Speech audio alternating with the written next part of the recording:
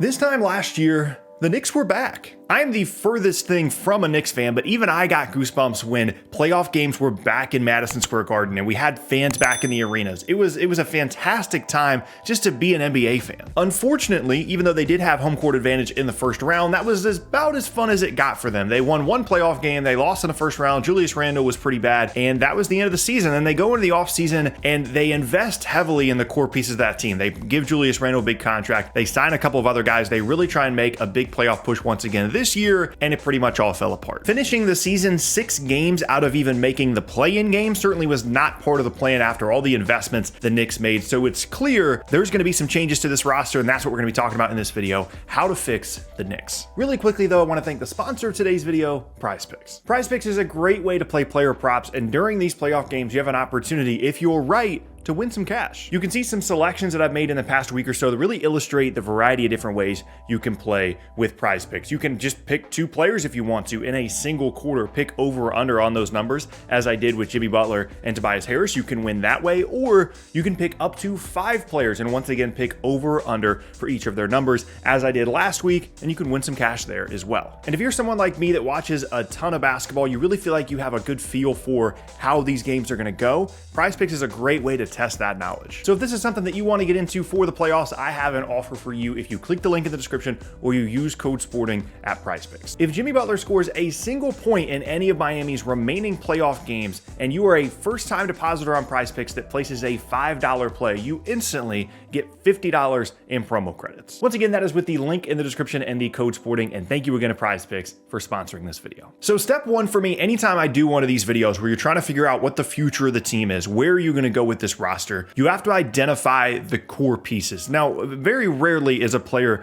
legitimately untouchable, but you need to identify guys that you would really prefer not to trade, and if you were to move them, it would need to be in exchange for a big return. And for New York, they have a couple of guys that I view as keepers or at least semi-keepers, but the one guy that's in a different tier entirely is RJ Barrett. Now, those of you that watched videos from me throughout the season, in the beginning of the year, I was kind of out on RJ Barrett as a future all-star caliber player. He was inefficient, he wasn't aggressive at the same time. It was a weird combination for him, and he was someone that I really liked coming into the draft, but he turned a corner at some point this year. It wasn't a great offensive environment for him to be a part of in terms of the spacing around him, and he still has plenty of room to grow as a facilitator, as a passer, as like a primary scorer type guy, but I really started to see him make steps towards becoming like a core foundational piece of this roster. Now, like I said, I don't think he's untouchable. Like, I think if you start to go towards a path where you're trying to acquire multiple stars to come to the Knicks, which is something we're going to talk about later, I think RJ Barrett is going to still be discussed heavily in those trades. He's extension eligible this offseason. There's a lot of things that kind of go into this, but as a player, I think it's very clear that if anybody on this roster is a core foundational piece,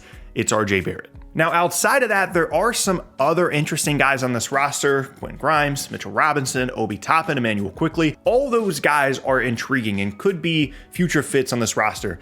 Mitchell Robinson needs a new contract this offseason. Obi Toppin is someone that looked much better later in the year, but I'm always a little bit afraid of guys that suddenly look better at the end of the year when teams are tanking. Quickley's good, but inefficient. And Grimes is someone that I think actually long-term as a two-way player could be a pretty nice fit. But again, none of those guys are going to fetch a ton in a trade, nor are they seen as real foundational pieces. And in terms of identifying core pieces, that's kind of the end of the list for me. And the obvious notable omission from that is Julius Randle, a guy that made an All-NBA team a season ago and was just not as good this year. The biggest issue for him was whatever happened with his jump shot in his All-NBA season did not translate to this most recent year. He was much less efficient in the mid-range, from three-point range, and all of that really helped set up his game a year ago, and it just wasn't there this year. And that is, for me, step 2. You identify your core pieces, and then you move on to step 2, and you figure out, what do we do with Julius Randle? He's on a pretty big contract for the next 4 seasons with a player option at the end of it. He's not 30 yet. He's still a pretty young guy, but I don't really know that the trade value for him is going to be there. I think that the reason that you would trade Julius Randle realistically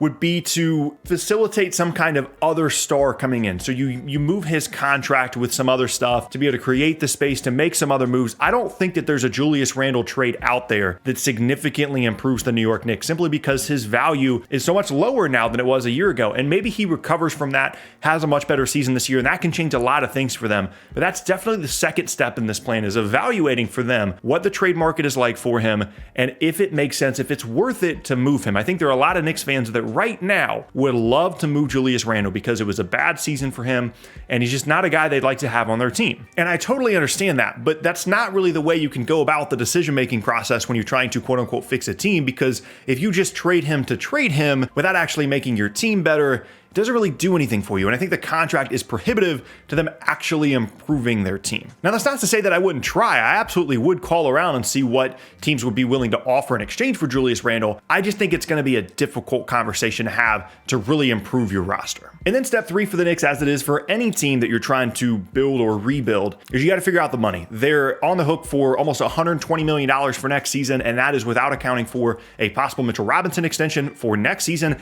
and an RJ Barrett extension for the season following. Like I said, he is extension eligible this offseason. Next year will be his last year on his rookie contract. And I would imagine, given the market around rookie contract guys we've seen lately, he's probably going to get a lot of money, $20+ million a year, $25 million a year, maybe even a full max from New York based off what he showed this season.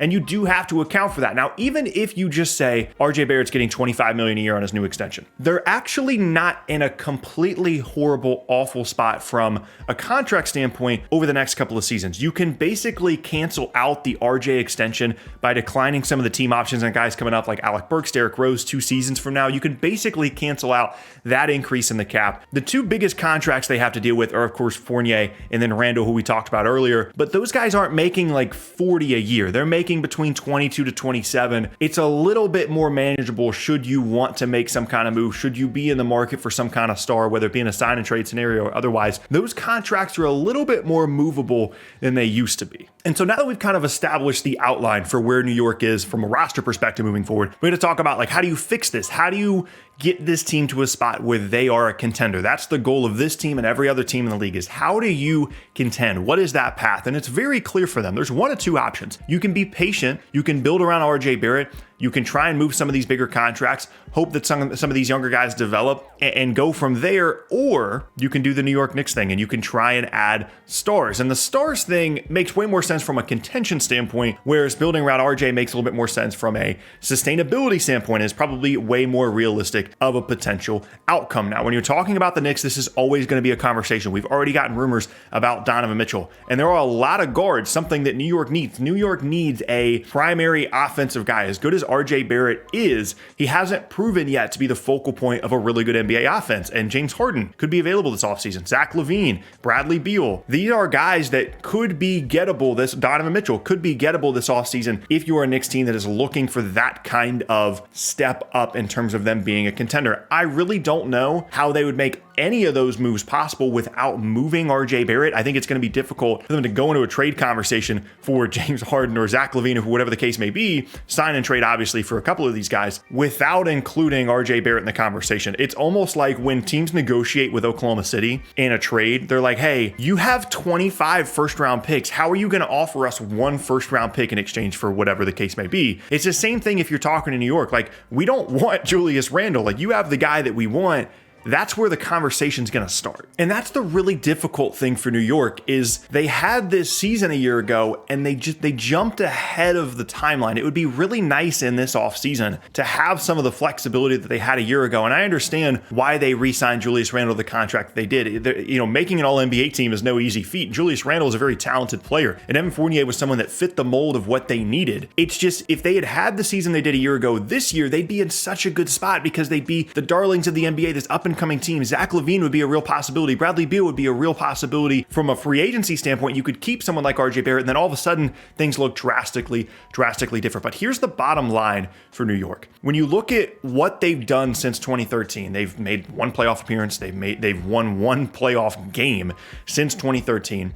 it's harder to say, how do we either be bad or be a contender? The possibility of being in the middle is real, and it's attractive to a team in New York that is looking for some kind of sustained success that they haven't had in basically a decade. And so even though building around RJ, hoping some of these younger guys develop, building through the draft, they have extra picks, they have a Dallas pick in 2023, even though that might be more realistic and more sustainable, that's never something that this franchise and this organization has been about. And so I would expect that in this offseason, they're really going to explore the possibility of bringing in one or maybe even two stars, even if that means trading away RJ Barrett, even if that means trading away Julius Randle, even if that means targeting that in the 2023 or the 2024 offseason. In terms of a path to contention, that's really the only real one for them. So how do you fix the Knicks?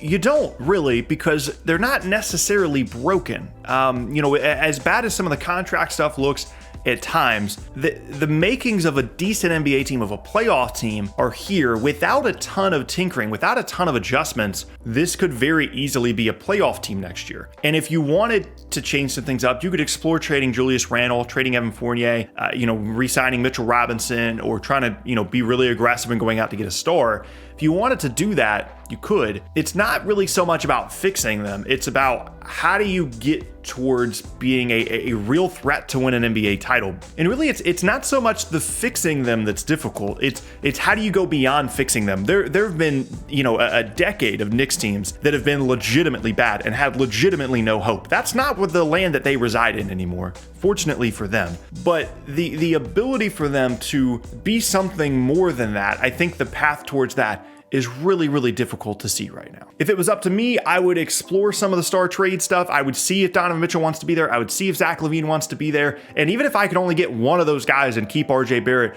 at the same time, that feels like a really, really good place to start in terms of turning this into a big time team. Because think about how much, go back to the intro, think about how much fun it was to have Madison Square Garden playoff basketball again, having the fans there, having Knicks fans having something to be invested in. That right there is such a great place to start. And I don't think it's going to be difficult for them to get back to that place. I think they're going to be real players potentially in this offseason for something significant.